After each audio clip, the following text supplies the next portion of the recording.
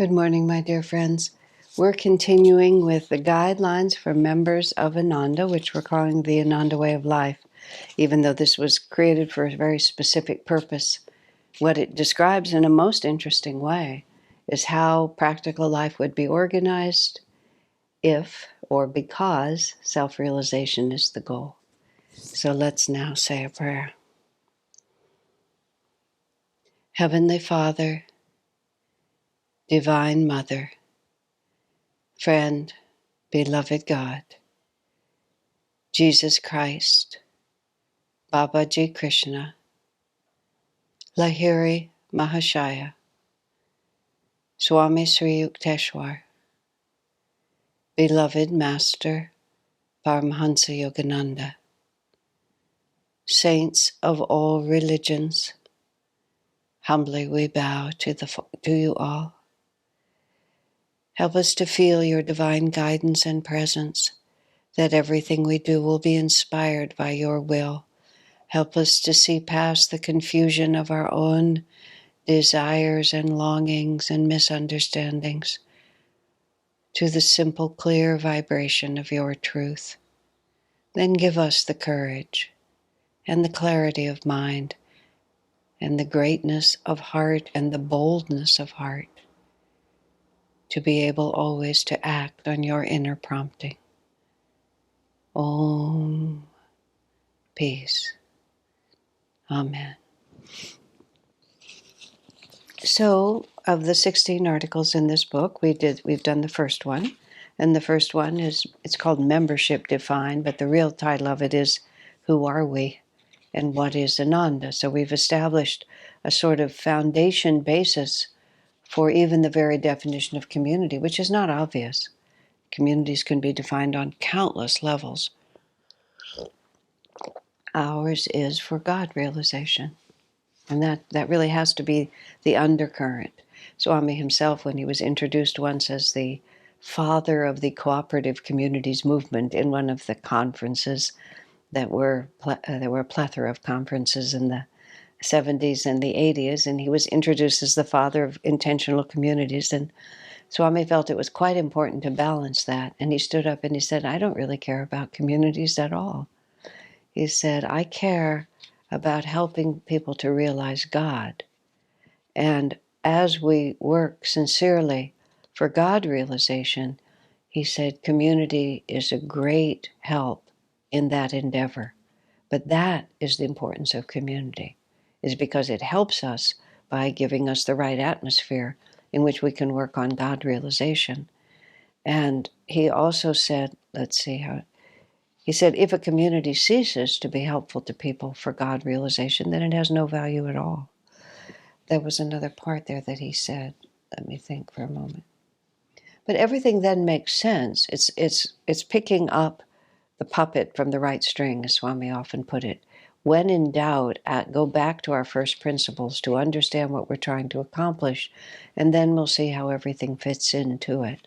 Now, of course, institutions, they start, they struggle, they establish, they succeed. They flower and they die. Ananda's still in its establishment phase, but nothing lasts forever and everything changes. So you have to keep track all the time of what we're doing. I recently read a book it's a very good book. I highly recommend it. It was about the wife of Mahatma Gandhi, Kasturba. It was written by Arun Gandhi, who is a grandson.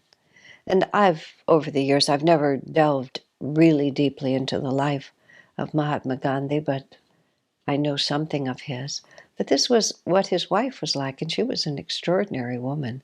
So it brought me again in memory of many wonderful things. And one of Mahatma Gandhi's wonderful phrases for the successes he had through satyagraha, which is the power of truth, the power of nonviolence. And, historically, you all know that Gandhi was the leader, and he created great reforms in South Africa, some reforms in South Africa, and then liberated India from the reign of the British. But he talked about what he was doing because it was so unorthodox. He said, First they ignore you, then they mock you, then they fight you, then you win. It was sort of like that was. Nobody took him seriously, but he knew what he was doing, and he persevered. And then you win. At the end of all of that, you win. Now, Master said, the English are fundamentally how Master said, they're gentlemen and they believe in fair play. So his nonviolence could work against them. He said in many countries, Master said, many countries of the world, they would have just executed him right at the start, and that would have been that. Because they didn't have the code of honor that the English people had. I say all that because there's lots of adventures that go on this planet. There's lots of different ways that people devote themselves to high ideals. And what we're exploring is Ananda's way. It's God-inspired, but it's by no means the only expression of God.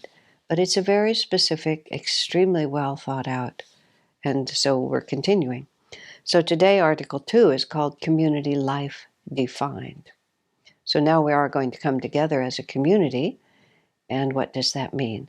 Now, this book was written for those who live in physical community, and most of what's written can be expanded out, but of course, living together in close proximity is a very specific lifestyle. So we're studying from that angle and then drawing out of it that which can be applied no matter where you are.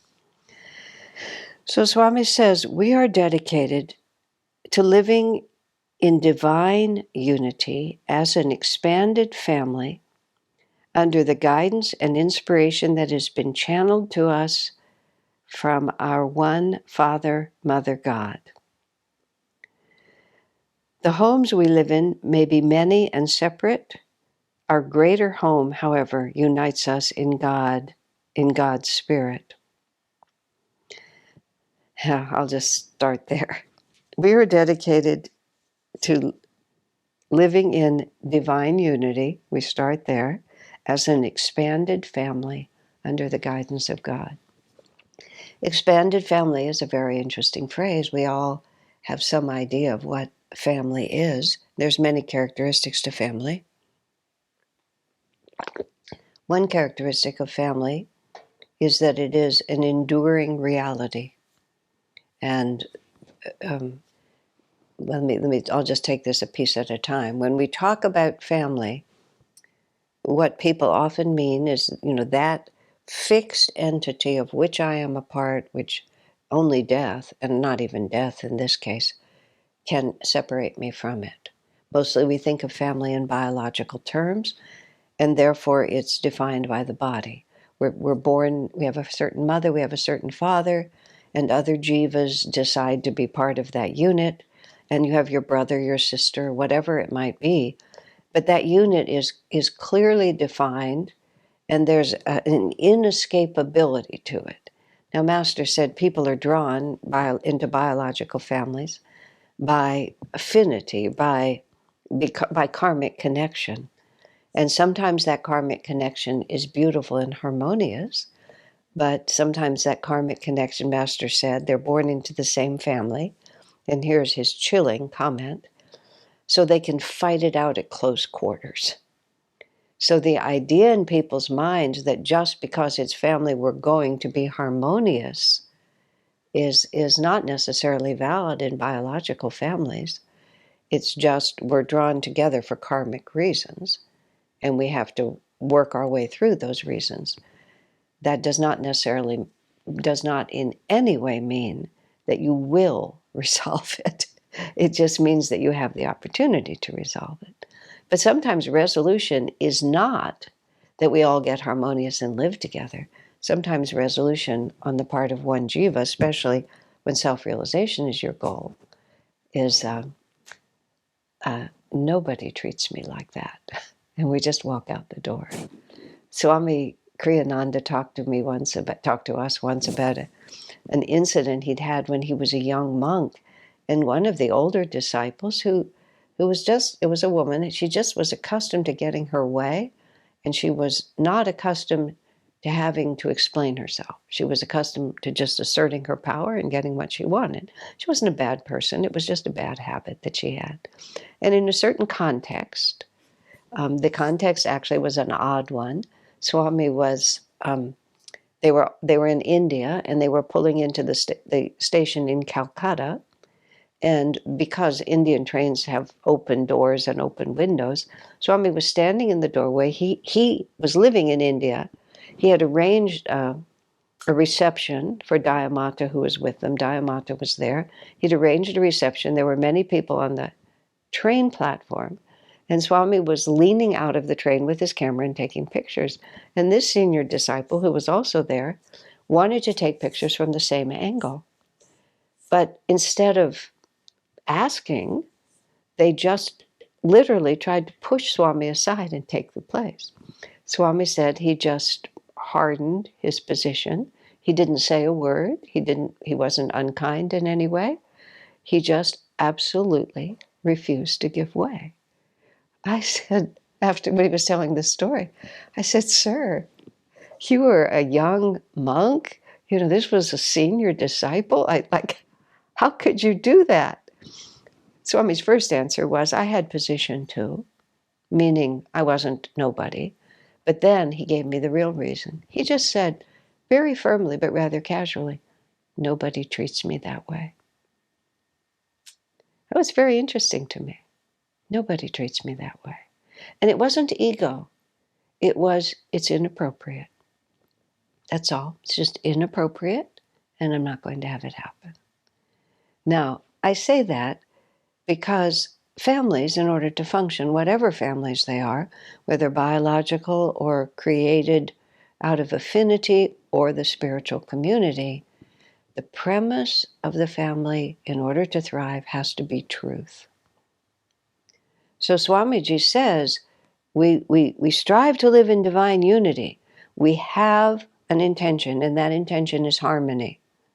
We strive to live, but he also says, in divine unity, which does not mean an ego-flattering acquiescence, but in divine unity. Now that implies all kinds of things, doesn't it? It's divinely inspired. We're trying to come together on the level in which true unity exists, which is our shared aspiration for self-realization, our equality before God. But it's not peace at any price. We aspire to live in divine unity under the guidance and inspiration channeled to us from God. So we're working with extremely clear premises here. We're not here to prove that anybody can get along. We're not like a deliberate, we are multicultural and multi-ethnicities and multiracial to a certain extent, whatever those words mean. Much of the, as Master said, the true races of the world are the castes of the world, which is people's different temperament, not the color of their skin. It's not a meaningful thing. It's not meaningful enough. It's simply not the definition of divine unity. It's the clothes we wear, and with those clothes, certain realities come into play that all have to be worked out. But our unity transcends, in contrast to people's biological families, which are entirely defined by the body that you incarnated in. If you think about that, it's entirely a biological relationship. Now, of course, there's deep karmic ties and deep spiritual lessons in the people we choose to incarnate with in a physical family. But once those physical bodies are gone, the karmic tie may continue, of course, but the womb out of which you were born has been cremated into ashes. It's no longer the definition of anything. The spiritual family, by contrast, is divine unity. And that divine unity is everlasting. Now, sometimes, and you have to understand this is in a joking mood, but it's true. Spiritual family is much, I'm going to use the word worse than biological family or marriage family, much worse, because it's everlasting. And death itself does not get you out of it. It's like we incarnate over and over again. Swami writes about this in The Path, when he talks about these great spiritual families that are drawn together by the great gurus and their great disciples. And we've been together for many, many incarnations. And I remember a specific incident. This was in the 70s when the vast majority of us were all in our 20s. And there was a tremendous amount of seeking for life partners that would go on around us.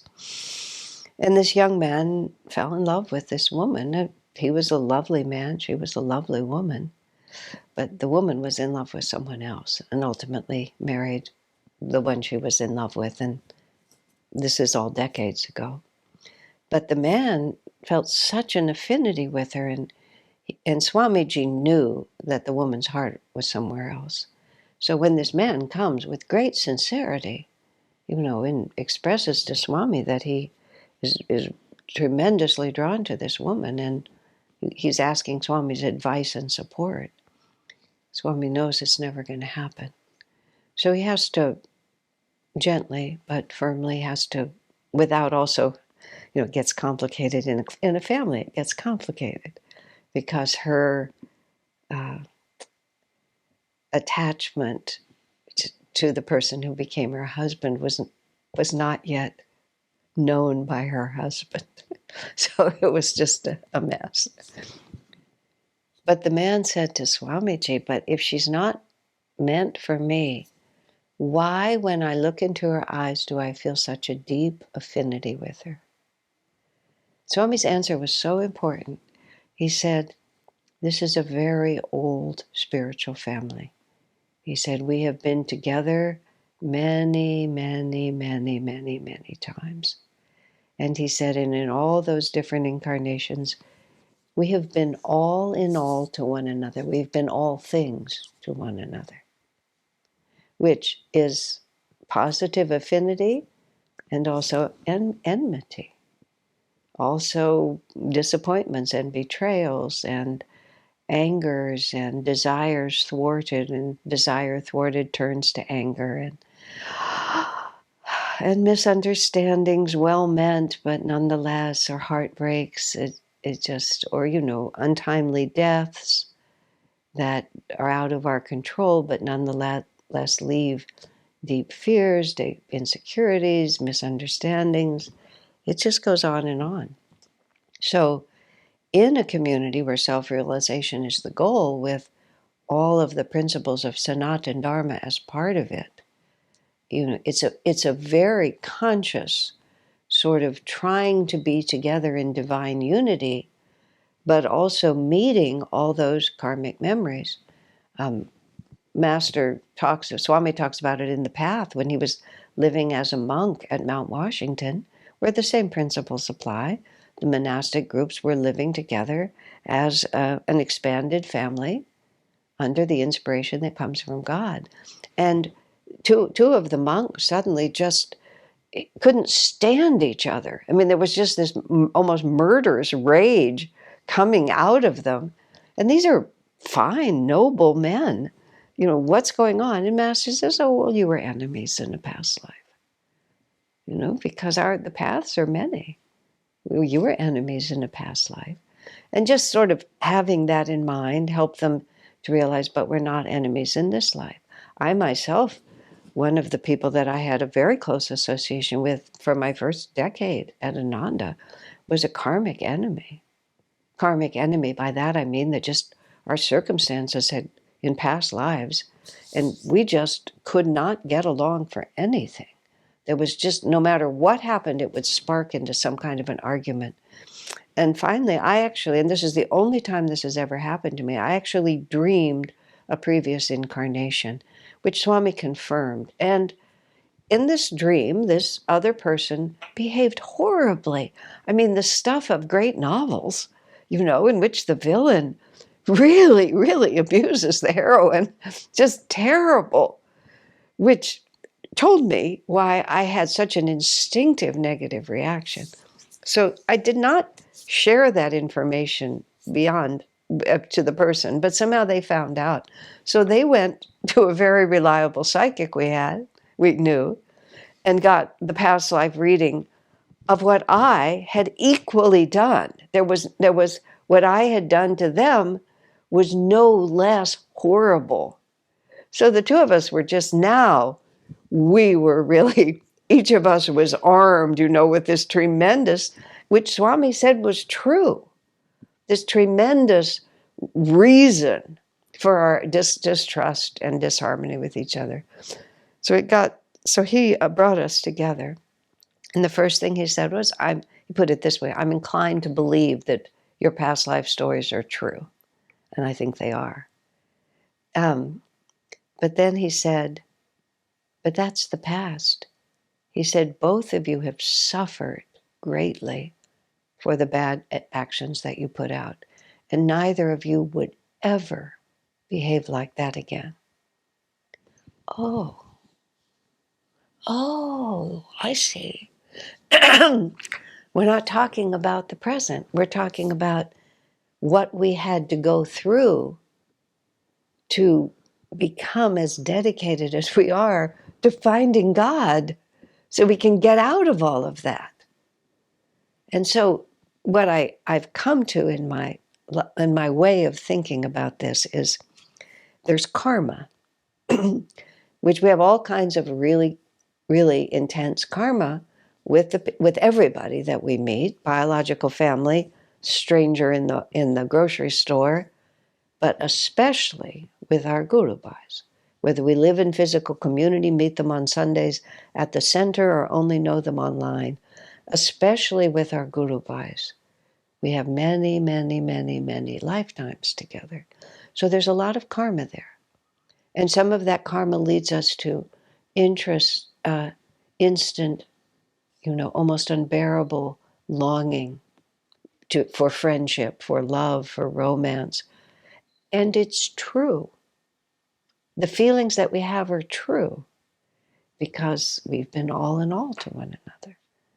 And you meet someone who was very dear to you, who was your son or your mother or whatever form they were, or your lover, whatever they have been. And all of those feelings are here right now because time is an illusion. So the way that I feel is perfectly valid because there's karma here.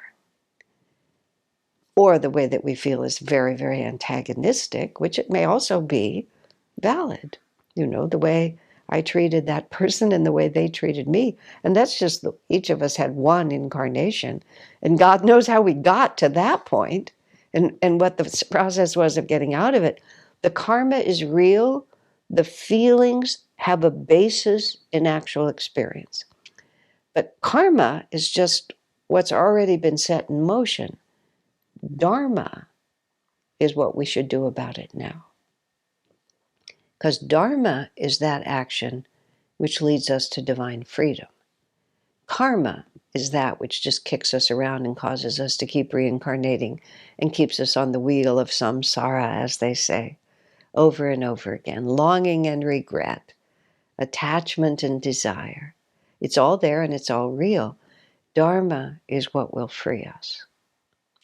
So sometimes great love affairs from the past are not meant to continue in this lifetime. Other commitments, other learnings, whatever they may be. Great antagonisms in the past that have been built up. What is the point? There's no liberation in continuing to insist on them. I mean, I got caught at projecting onto this person the karma from the past. And I was not acting with Dharma in the present. So, as an expanded family, which means a closeness, a commitment to each other, and the other word is an inescapability. There's no point in trying to run away from this because, Swami also wrote this in the Path. He said, it's not merely that we have to spiritualize our relationship with God, but we also have to spiritualize our relationship with the objective world primarily with one another. In other words, we're in this whirlwind of karma, and we have to develop the clarity of mind and the strength of purpose in the maelstrom of karma to act with Dharma. And that's what it is, to act from the inspiration channeled by our Father, Mother, God. Because what God wants from us is our spiritual freedom. I mean, God doesn't really want anything from us, but for us to live in harmony with that energy that's channeled, we have to gather our forces to be able to make the decisions that will lead us to freedom. And we have to understand that right within this family, all the opportunities we need are going to be given to us. And it's a complicated world of Ananda, especially when you start dealing with the residence communities, because nobody goes away. I mean, fortunately now, in the early years of Ananda, we had one location, which meant that no matter who it was, no matter what happened between you, nobody could go anywhere without really abandoning our spiritual path. But now at least there's more locations, so people can transfer and get a breather. But still, there's no escaping it. It just has to be worked out. So that's what community is. Community is also, and it must be said because it's not written in here, community is, I don't know how people live without it. You know, community is family on steroids in a positive way. Just like unbelievable opportunity for depth and love and friendship and commitment. But the other word also is learning. You know, many people, because I've been in this community now for 50 years, and many people who come in later see the bonds of friendship that exist among what I would call the founding generation, and there's quite a few of us. And I'm always torn a little bit because I want people to understand these are hard-won friendships. We didn't just drift into that and find our best buddies and make it effortless. I was talking about, just casually, and because also time, we have all the time in the world, just mentioning this couple with whom I have a very close friendship, and we're wonderful friends. And I remembered, oh yeah, they got so mad at me once that we didn't speak to each other for about 8 years. You know? And then we sort of all forgot why we were mad at each other and just went ahead and were friends again. But you know, those 8 years were quite real. And the intensity of the feeling was quite real. But I use the phrase sometimes, all three of us in that particular case were professionals. We're professional devotees, meaning we're really honing our craft here. And the fact that we couldn't speak to each other for 8 years or so didn't actually have anything to do with our friendship. Our friendship was untouched because we were seeking divine unity. And oh yeah, we just didn't like each other for a while. But then we remembered that we did. Now that's what we're talking about. And those who come to community thinking, oh, now everybody's going to take care of me. At a certain time when we were in the chaos of litigation and there was a lot of attacks against Ananda, this sort of movement came up.